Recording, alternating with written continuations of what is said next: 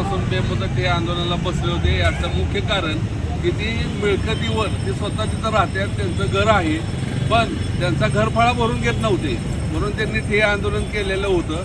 आणि न्याय न मिळाल्यास 26 जानेवारीला ते आत्मदहन करणार होते. यासाठी आम्ही त्यांना पाठबळ देऊन गट विकास अधिकारी, ग्रामसेवक यांच्याशी संपर्क साधून आम्ही आता मी बापूसाहेब लांडगे, आनंदराव लादे, इम्रान मुल्ला, संजय कांबळे यांनी पाठपुरावा करून व्हिडिओवर चर्चा करून आम्ही त्यांचा विषय मार्गी लावलेला आहे. तसं त्यांनी आम्हाला लेखी पत्र दिलेलं आहे आणि या पत्राच्या अनुषंगाने तुमची मागणी पूर्ण केलेली आहे आणि इथून पुढे तुम्हाला कोणी त्रास देणार नाही आणि कागदपत्राची पूर्तता पूर्ण केल्यानंतर तुम्हाला घराचा नियमित करून देण्यात येईल असं एक प्रकारे आश्वासनच दिलेलं आहे.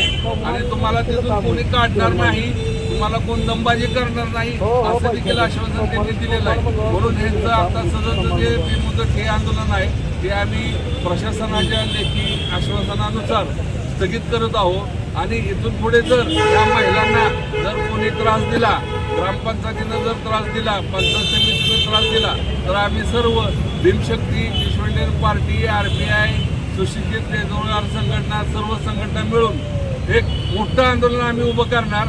याची दखल घ्यावी आणि यांचं बेमुदत हे आंदोलन आज संपुष्टात आलंय आणि थांबवतोय आम्ही, याची प्रशासनाने नोंद घ्यावी.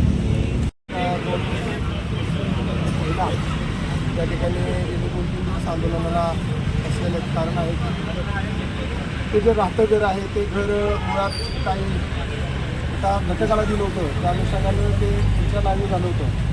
तर या ठिकाणी घरपट्टी भरून न घेतल्यामुळं यांनी आज या ठिकाणी बसून एक 2-4 दिवस आंदोलन केलं होतं. त्याचा पाठपुरावा आमचे विश्व इंडियन पार्टीचे बापूसाहेब लांडगे हे पाठपुरावा करत होते. काल दिलीप साहेब स्वतः या ठिकाणी आलेले आहेत. दिलीप साहेबांना आम्ही ती विनंती केलेली आहे, कारण त्याच्यावरती चौकशी करून ह्या महिलेला ते घर त्याला कसं देता येईल.